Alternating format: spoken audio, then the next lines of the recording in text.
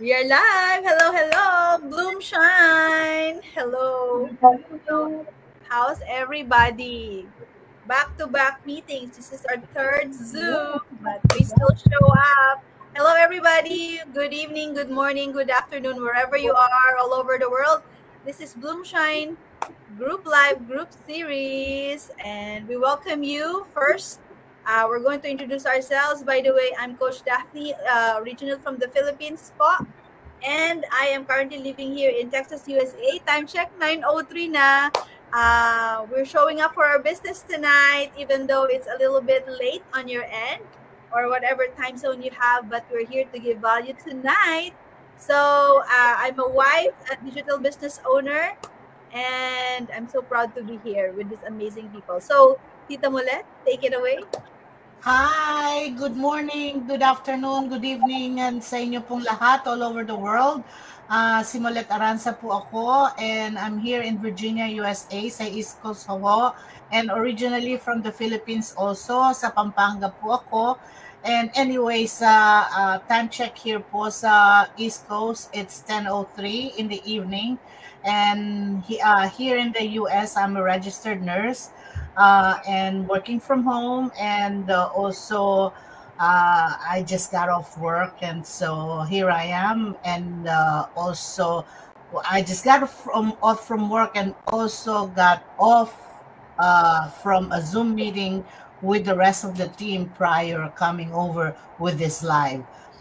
And of course, with you sharing you with our topics tonight, and hope you will stay with us until the end. And here comes the next of our team member of Bloomshine, Ivy.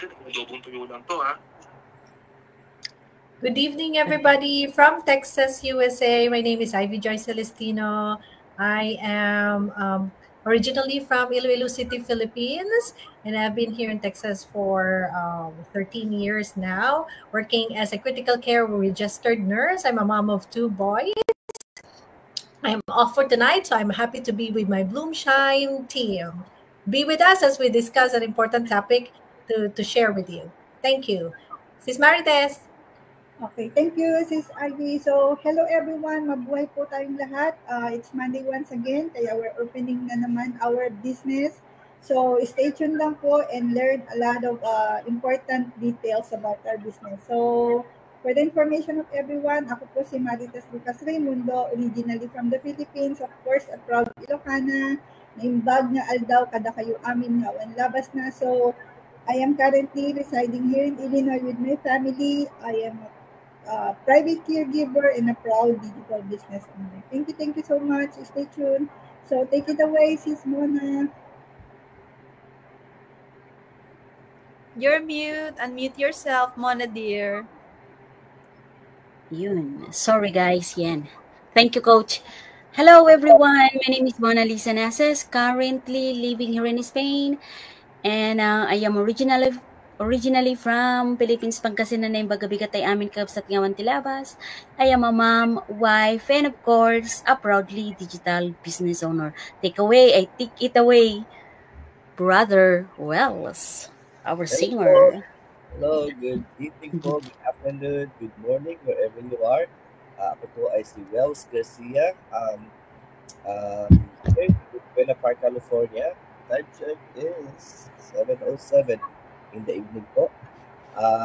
Originally from the Philippines po, and also professional musician back then in the Philippines, but here I am working full-time in one of the world's car manufacturing companies here in Long Beach, California. And well, the best part is that I am an online business owner, just like the rest of the beautiful ladies here. So, anyways, take it away, Coach. All right, there you go. So before po namin pagkitaan ng aming share tonight, would like to welcome everyone sa ating online business education and motivation series. Sa series po na ito, we will talk about real, relatable topics that will help you grow not just sa business, pero pati na rin sa mindset at confidence nyo rin po. So, minsan po, iniisip natin, saan ba ako magsisimula or kaya ko ba talaga to? Don't worry. We're all have been there, di ba? Kaya tonight po, we're here to remind you that you don't need to be perfect to begin. You just need to start wherever you are. So, we'll be joined by these amazing speakers na na-introduce na po. Bawat isa sa amin ay may kakaibang story. May matututunan kayo sa kanilang mga journey at handang ma-share to lift others up as well. Whether you're new, busy, camera shy, or juggling for work and life, this space is for you po.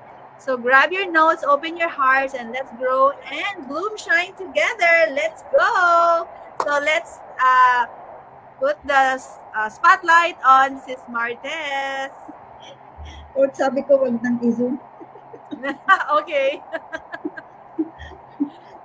Okay. Ako pala yung number 1. So, ang title ng topic for tonight is Start Where You Are and Go From There. So, ang topic ko for tonight is turning time into treasure. So, it's all about my story as a full-time caregiver.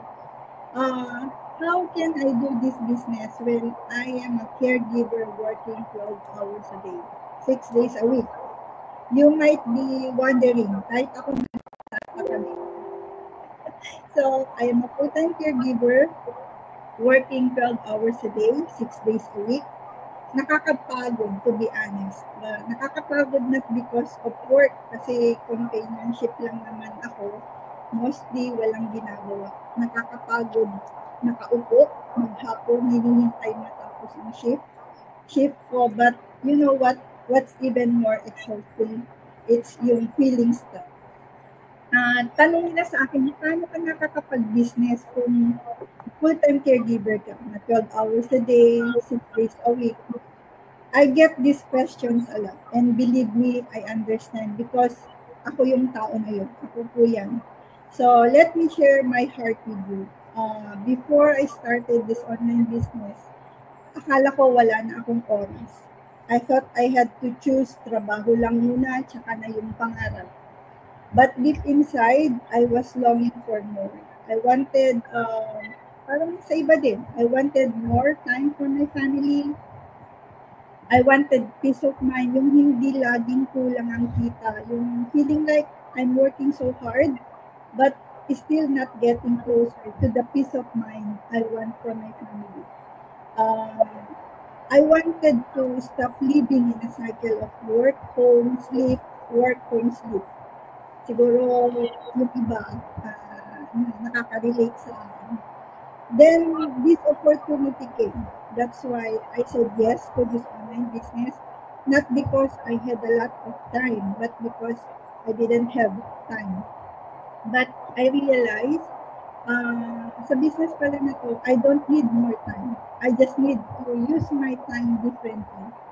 That's when I started turning my time into treasure. Paano? I follow a system, step-by-step system. Even if I'm tired, the system guides me. I don't need to guess what to do next. The training is simple, guided, and beginner-friendly. Kahit pagod ka na, kaya mo pa rin gumalaw kasi alam mo na yung next step. So, the second one, I turned my break time into learning time. I use what I call yung golden pockets of time. While others scroll social media, I choose to listen to short trainings kasi marami kaming webinar replays na pwede kaming maka-gain ng mga knowledge about our business. So, read business guides or, sometimes respond to inquiries. I also turned my idle moments into income-building moments. Hindi ko kailangan ng 3 straight hours to work on my business. What I do is I maximize it. Kapag may free time ako, 10 to 15 minutes, I create content. Kanina nga, from home to work, while in my car, gumagawa ko ng content ko. So, ayun, check messages or follow up with people na interesado sa business. I even turned weekends into power hours. Kahit pagod, I set aside time para mag-focus sa business. because I know I'm building something long term. Then I also turn dead time into dream time. Before bed, instead of mindless, scrolling, I remind myself of my why and do one small thing to move forward. This business is not about having all the time in the world. It's about being intentional with the time you already have. Every small moment I chose to show up kahit pagod. No, it's now turning into results. Yung confidence ko na super baba dati, ngayon medyo lumaki ng konti. And yung growth ko din. And yung business, it's slowly becoming my future. And I stay consistent. I'm not perfect. There are days na I do more. Merong three posts a day. Meron ding days na I do less. But I show up every day for my dreams, for my family. So if you're a busy professional or a caregiver like me, this is exactly why this business is for you.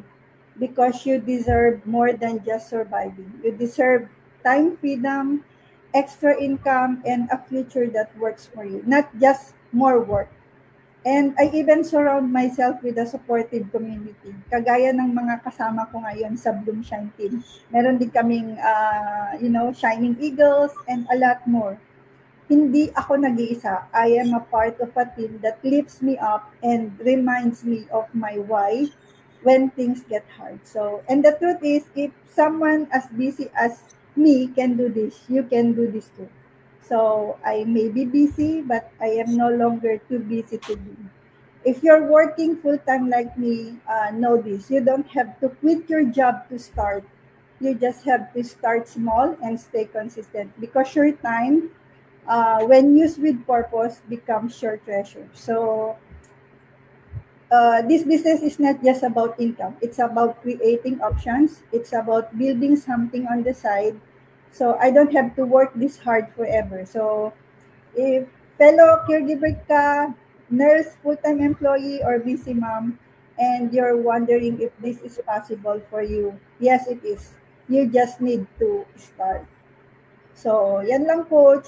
Kung curious sila about sa business, uh, how can I do this business? Message lang po and I will show you how. Okay, coach, thank you. That's all for me. All right. Thank you for that. Turning treasures, di ba? Ayan. Even the small time.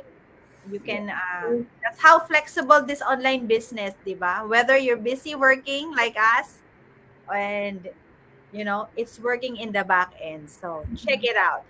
Okay, next in line, ang ating nag-iisang ikaw. Kuya Wells.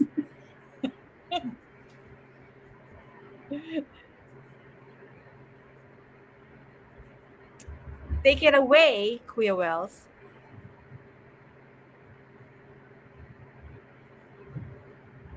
Hello? Are you naka-mute ba ako? There you go. Perfect. There you go. I was wondering. There you go. Akala ko pangatlo pa ako kaya hindi ako. Okay. Hello. Magandang gabi po. Again, my name is Wells and ang topic ko naman po is no sales experience, no problem. Sharing versus selling ito. So, alam niyo po bang yung feeling na ayaw mong magbenta, di ba? Kasi parang nakakailang, nakakahiya, di ba? Yung para bang hindi ka mapalagay. Baka isipin nila ginagamit mo lang sila or feeling mo kulang ka sa experience siguro, di ba? You're not alone. I've been there too. And sometimes it's still hunting me. So, I'll be honest. So, but here is what changed everything for me. Okay. So, you don't need sales experience to grow online. So, you just need to learn how to share, not to sell, right? Share, not sell, right? So, ang isa po ng tanong ko muna, kung kung naranasan mo na, kung may nanonood sa atin ngayon, maaaring live or maybe replay, kung naranasan mo ng mahiya mag-promote, kung naranasan mo mahiya mag-promote, o parang feeling mo hindi ka pang benta, parang hindi ako gano'n, hindi ko pinya yan, ganyan. Comment mo, ako yun. Kasama mo ako doon, ako yun. So sa chat, okay? And we'll get to you. So, while selling feels so hard, why? Bakit nga ba? Bakit ba mahirap yun? Let's be real. Takot tayong magbenta kasi iniisip natin yung parang pushy tayo or namimili tayo or parang dating natin scripted. Yeah, di ba? Pero attraction marketing is different. It's about connection, not pressure. So, let's talk about selling versus sharing. Selling sa traditional way po, yung parang nga scripted ka. Scripted, medyo pressured ka, defensive ka pa, di ba? Pag may nagtanong, parang, oops, di ba? Yung sharing naman, attraction style yun. Pakwento-kwento lang, connection, yeah. Tapos kusa silang lalapit pagka ganun. So, yun ang dalawang bagay na dapat natin isa-isip din. Magandang matutunan natin. Example po, kapag may favorite kang Netflix show, kaya may pagkain kang gusto mong yung nakainan mo, ganun. Sineshare mo yun, di ba, sa mga friends mo, di ba? Hindi papilit, di ba? Kasi gusto mong silang matulungan o mapasaya din, di ba? Pero hindi mo sila pinipilit. Parang excited ka lang, di ba? Ganun din yung business mo, kumbaga. Ano po? So, there are 3 keys to attraction marketing. So, connection over conversion. Yung connection over conversion, focus on real talks, not just product links. Yung isa naman, story over script. Actually, mahaba ito, kaya lang piniliit ko lang kasi baka ako nang maubos sa akin yung sasabihin. So, hindi mo kailangan magaling sa sales. Kwento mo lang 'yon. Yun ba? Kwento mo ang lakas mo, you know? Be relatable. Sabi nga, invite, don't chase, di ba? So, say things like, this might not be for you, and that's okay. Diba? Naririnig ko rin yan minsan. But, if you're curious, kung curious ka, let me know. Diba? Walang pilitan. So, yung naman, sales is service. Isip natin yon. Sales is service. Kapag alam mong makakatulong ang offer mo, sharing is serving, di ba? Parang makakatulong ka naman eh. Katulad din to nung yung napag-aralan, yung narinig natin minsan sa convention. I don't think I need to yung ibanggitin kung ano man 'yon, pero yung bang may mga nakita kang benefit doon sa let's talk about it a little bit, yung radiation, di ba? Para mapigil mo yung radiation. Kung meron kang yung equipment right away, hindi mo na kailangan silang i-sales talk or di ba? Papakita mo lang sa kanila yon. Ano sa palagay mo? Hindi ba maganda to para sa iyo? Madali 'yun, di ba? So, yun po ang isang paraan doon. So, kapag alam mong makakatulong ka sa offer mo, i-share mo lang. Okay? Select or selling is not taking, it's giving people a chance to solve their problems, di po ba? So in closing, if you've ever said hindi ako pang sales, hindi ko linya yan, remember, you just need to be you, real, consistent, and caring. That's what attraction marketing is. So, comment lang po yung yes if this helps shift your mindset today, and share. Anong isang bagay ang babaguhin mo next time you share your offer? So, yun po. Maraming salamat po. Thanks for listening. Let's grow with heart, not hype. Wow, I love that topic. Sharing, 'di ba? Sharing, not selling. Ayan. And then share. What do you call that? It's a service. We give service. We want because we serve, diba? It's better to do that and not sound pushy. I love that analogy. So now we're going to give the floor to Tita Mulet. Ayan. So it's my turn. Yes. Thank you. Now my topic is about overcoming fear of showing up. So how to be confident online even if you're camera shy. O ang topic ko po is nakaka-relate sa lahat sa marami if not all, I would say. Hindi sa lahat. Na kasi syempre yung iba sasabihin, hindi naman ako Pero I guess most, if not 90%, if not 99%, right? So I know that what it feels like to freeze up when the camera turns on, like, or worse, to not even press record at all. Isa na po ako noon dahil nung bago ako dito sa business na to. As you all know, kung hindi niyo po kilala from before, nag-video na po ako dati. Meron po akong ibang channel na with walang ano ba yun? Walang faceless. Okay? I've been doing faceless video. At saka kahit na po dun sa aking mga Facebook or sa na dati sa mga social media, I'm not really social media before, at hindi nyo po maririnig yung aking boses or even sa mga live or what. Pero recently, dito lang po sa business na to, dito nyo lang po ako nakita na talagang nag-live or nag-talk sa mga videos ko. Pati sa mga videos na ginagawa ko, nag-ano na po ako pati sa boses. And I have started that. Okay? So, but anyway, let's be honest. Showing up online can feel scary. I know. And I've done that. You might be thinking, what if I say the wrong thing? And I've said that. And what will people think of me? Naisip ko na rin po yan. And what do I even look okay on camera?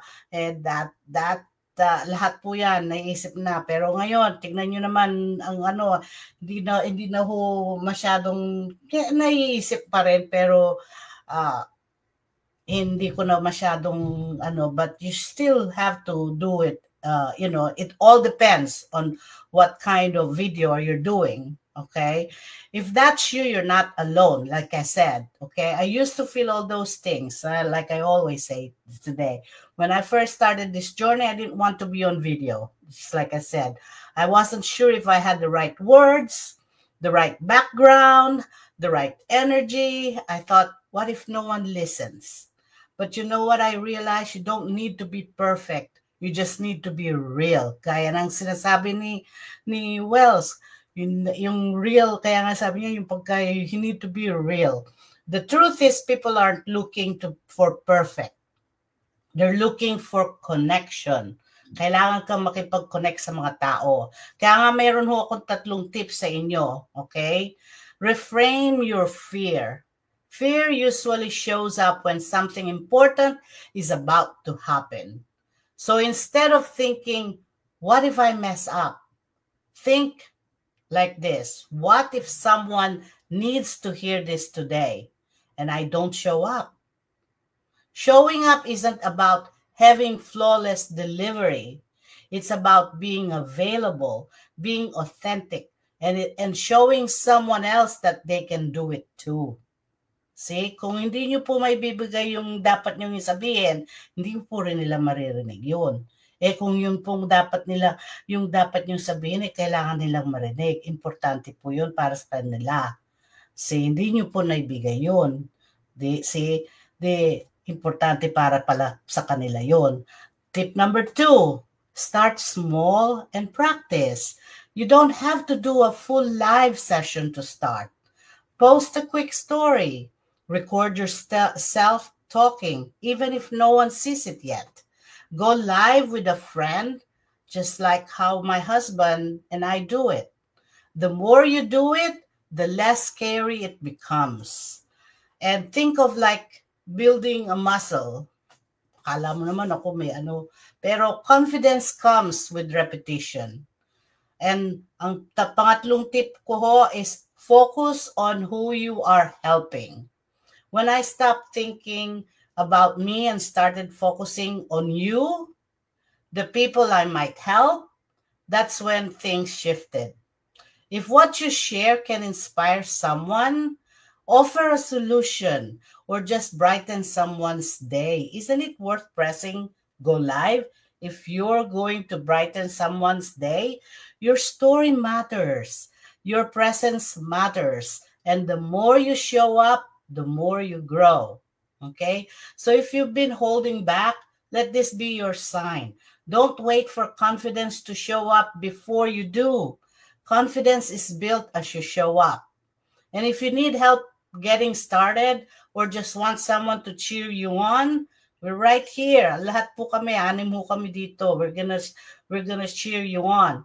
So you're ready. If you're ready to take that first step, and if you're curious, nakita niyo yung word na curious na yan, lahat po kami sinasabi namin yon ngayon about how we started showing up online and building a business around our story.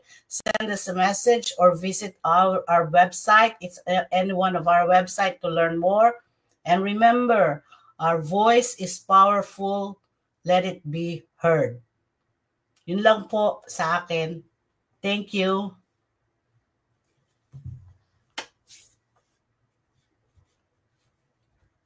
I've seen Tita, very well said, Tita. Ayan. I've seen you grow. When the first time we spoke about when you see this opportunity online, you said, I don't do videos. And look at you now. You showed up every day, more than us actually. So I'm so proud coach here.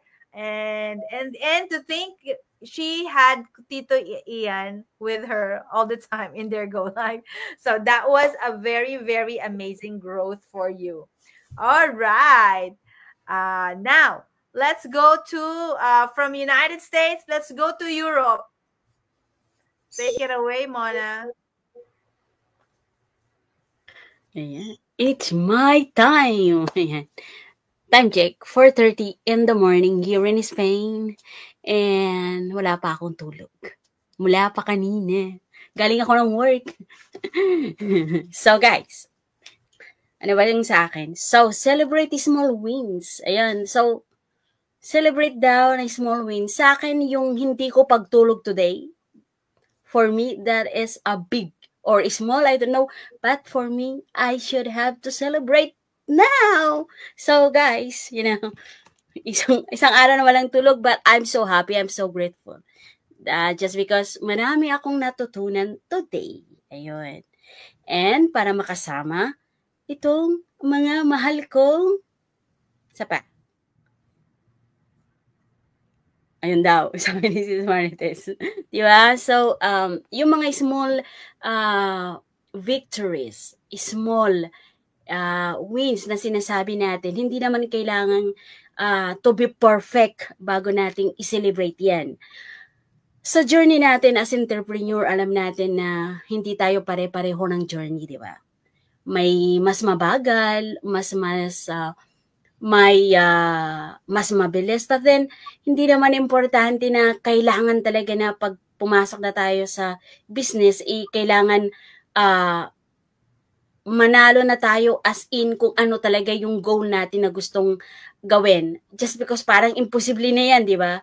So, kahit konti lang man na nakukuha natin every day or every minute or kahit konti man lang yan, kailangan nating i-celebrate. So, bibigyan ko kayo guys ng napakasimpleng scenario lang na makikita natin na hindi naman pala kailangang i-celebrate na napakalaki bago tayo mag-celebrate ng mga bagay-bagay. Kailangan pala nating bigyan ng pansin yung mga maliliit na bagay na nakukuha natin or na-achieve natin. Ayun. Sa paano bang paraan? So, napapakinggan natin kanina na hindi naman kailangan maging perfect para maging para show up sa mga tao. So, bibigyan ko kayo ng isang scenario kasi favorite ko si Ana. So, ilalagay natin si Ana sa una. Si Ana, takot yang mag-post. Kasi, iniisip niya na baka walang manood. So, one day, sinubukan niyang mag-post ng reels. So, may nag-likes na 1 at 2. At saka may nag-comment na ang sabi, "Thank you for sharing, sis." So, ibig sabihin, natuwa siya kasi ang akala niya sa sarili niya walang manonood. So, para sa kanya, yung win na yon na natakot siya at may nag-comment at may nag-likes, isinibrate niya yung time na yon dahil hindi naman niya kailangan kumuha ng marami pang mga viewers kasi nag-uumpisa pa lang siya. So, ang tawag doon guys ay hindi kailangan mag-viral kaagad ang mga post natin. Kailangan i-courage natin yung mga ibang kasama natin na mag-post at one day or another day, lalaki at lalaki yung magiging viewers natin. So ganun lang guys, ganun kasimple yung pagiging celebrate ng mga wins. Bibigyan natin si Kuya Wells, no? Hiramin ko muna yung pangalan ni Kuya Wells. Si Wells, ayan. Si Wells, hindi yan marunong makipag-communicate sa mga kasama niya dito sa kahit baliktad yan si Kuya Wells talagang na yan. Pero ba din ang inaano natin dito yung small wins na kailangan nating i-celebrate. Like si Bro Wells. Hindi siya marunong makipag-communicate sa mga ibang tao dahil nahihiya siya. Diba? Nahihiya siya. Pero one day, na-realize niya na kailangan na niyang mag-move forward para sa ganun, kahit papano man lang, mag-forward yung business niya. So, nagpakita siya ng pakikipag-join sa mga kasama natin or let's say sa atin, pero hindi siya pinansin. Pero may isang coach, hindi siya pinansin ng mga kasama niya, pero may isang coach na nagbigay puri sa kanya dahil nakita siyang first time na nakipag-join siya sa kanilang Zoom. So, para kay Bro Wells, yung ano ng coach sa kanya, isinelebrate yon bilang isang paraan na nagkaroon siya ng mas confidence sa sarili niya na mas pang makipag-communicate sa mga iba. Dahil imagine, yung mga iba, hindi siya napansin. Pero imagine you guys, isang coach na napaka-importante, nakita kayo at napansin kayo, ibig sabihin nun, isang malaking wins na nakita natin na parang para sa mga iba napakaliit pero para sa kanya napakalaki, di ba? So, yung mga bagay na yun na parang wala man lang importansya pero sa mga bagay pala na ganun, kailangan nating maging grateful guys.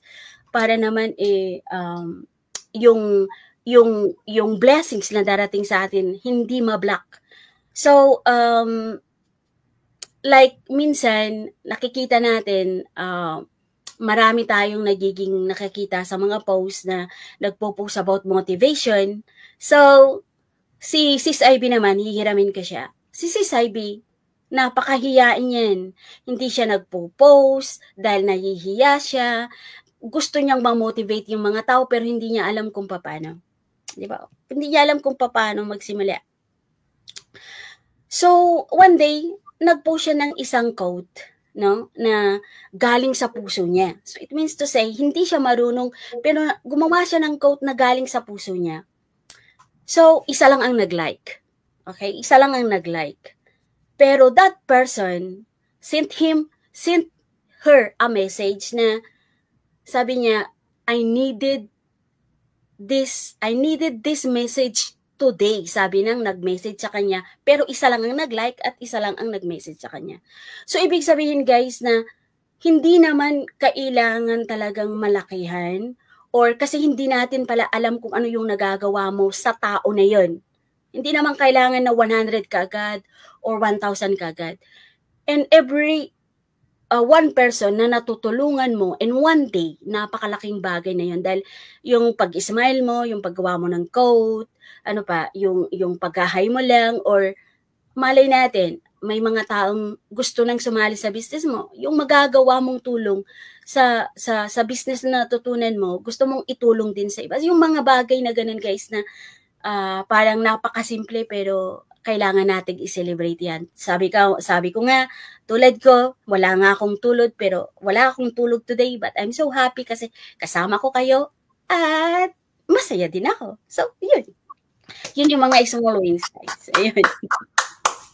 Yeah. We really missed you, Mona, when you're not here because of the time and the internet connection. But thank you for showing up.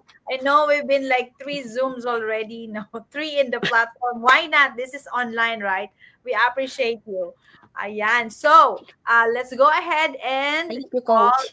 Ivy. Unmute yourself, Ivy, dear. Okay. I want to share with you the power of community, how to grow faster by growing together. So we are a group of more than 250,000, but of course there's a smaller groups, and these smaller groups of ours has reboot itself. And we wanted to share with you too. The mission of our group is no dreamer left behind. Being an entrepreneur, you dream of of course, more bigger ones. So no dreamer left behind. If you want to join our community, you are the change maker in your family. And our vision, the vision of this group is one team, chasing one dream, using one system, and rocking one mission to transform lives one family at a time, and starting with your own. That's how we are going to help you.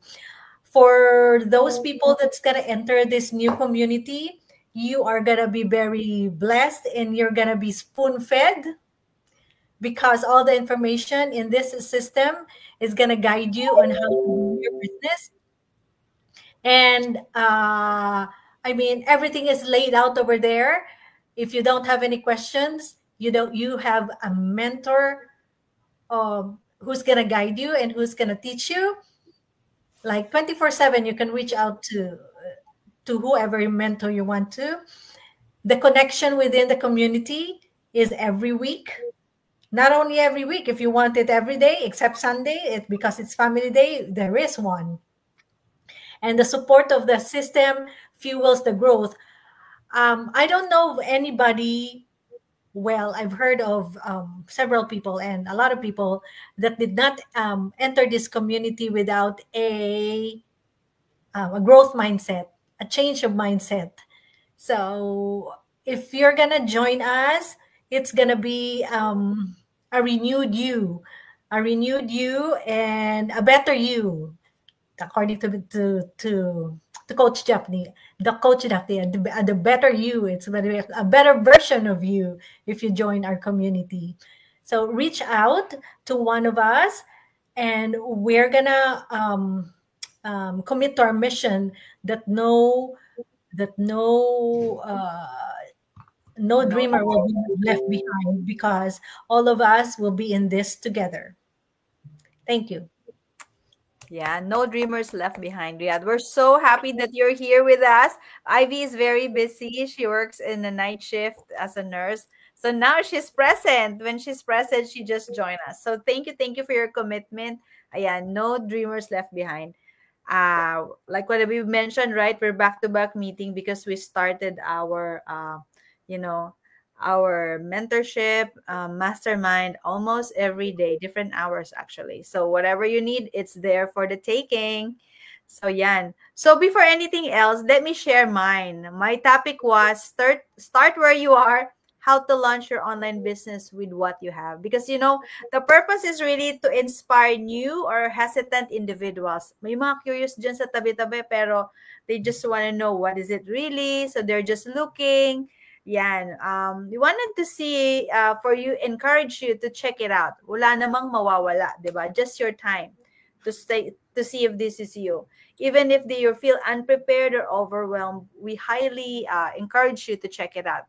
So, sa mga hindi nakakilala, like what I've said, my background, I'm a physical therapist by profession, immigrant by heart, like every one of us, now a digital business owner. Ngayon, i-remind ko lang po kayo na you don't really need, sabi nga ng iba na, to figure it out when you get started. Katulad namin when we started, we really don't know, we really don't know really the details really. We haven't figured out yet, right? We just follow the process step by step until we got it. You just need to start where you are with what you have. You don't have to have a business background. Katulad namin, we're different backgrounds. Car manufacturing industry, in the hotel industry, caregiver, nurses, physical therapists, stay-at-home mom, kahit ano, you need to start where you are with what you have because we have a process, sabi nga. So, start where you are, what you have. Like for me, why I started, as a physical therapist, as a healthcare worker, your body has wear and tear. Everywhere you look, anyway naman, everywhere you work, your body will have wear and tear eventually, right? So that came into like an eye-opener for me also in 2015 that, you have that feeling of different in your body and you're asking yourself, can I last working as a healthcare worker here in America, right? Then I said, I really need to have another resource, another supplemental, like Kuya Well said in one of our conversation. And then what hit me the most, that really, really opened my eyes, was the global crisis. That your job as a healthcare worker is not guaranteed. You need to have another plan B before you need it, right? So it was really a push for me. So what you really need to start? Wala naman, sabi namin, you just need a basic smartphone, right? Hindi mo naman kailangan ng fancy gadget, hindi mo kailangan ng yung mga basta kailangan mo lang ng laptop, internet, hindi mo kailangan ng maraming following, hindi mo kailangan ng perfect plan kasi we have a process, we have a map. Ang kailangan mo lang really, you need a clear why you need an extra income, why you need to start something different, and your willingness to learn. Tapos, and 10 seconds of courage to say yes and check it out, right? Register your email and your name and your email on our website, whichever the person you attracted.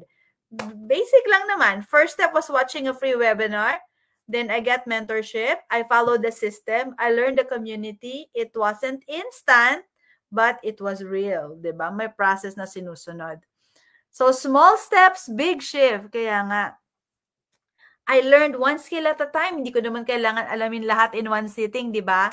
I spend my time 1 to 2 hours at the very beginning because I'm working like everyone else.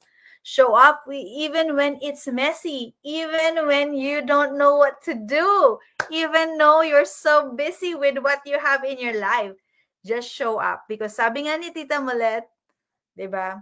Or sabi nilang lahat, yung isang salita, yung isang go live mo, maybe that one person needed to hear that, diba? So focus on progress, not perfection. Hindi ka sabi ng Mr. Perfect dito. Diba? Your growth begins at the moment you stop waiting, but you start moving. One time sabi ko, I really need to finish all of this before I can get going. No, you go with it while you're working on it, right? You learn as you go. You cannot like finish the whole book, then you start moving. You read your book and you work and you learn from it. Yan. So if you're feeling unqualified, you'd say yourself, hindi naman ako business owner, bakit ako mag-online business? Wala naman akong online business na kayang alam ko hindi naman ako tech savvy. So ang kailangan mo lang really is and you feel like you're too busy, you're not techie, just know that we all been there. I've been there. You don't need to be ready. You just need to be willing. Start one decision, just one. Kailangan mo lang mag-say yes and check it out. We want to explore how this business works. I invite you to join and register whoever in one of these business owners here with your name and your email to join our free information session where you can hear real stories from people like you and me, just normal people just like you and me. It might just be the turning point that you're looking for, okay? All right. Ayan. I hope you learned something from it. We're really done. And we're so glad that you're all here. And thank you sa mga nanood at manunood. Comment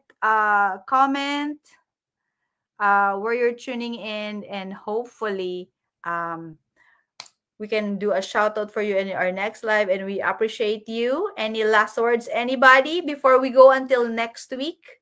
I hope nakapagbigay po kami ng value sa inyo. And if you're just a little bit curious of what this business is all about, and you have butterflies in your tummy, and that's a sign, just check it out. Wala naman pong mawawala. All right?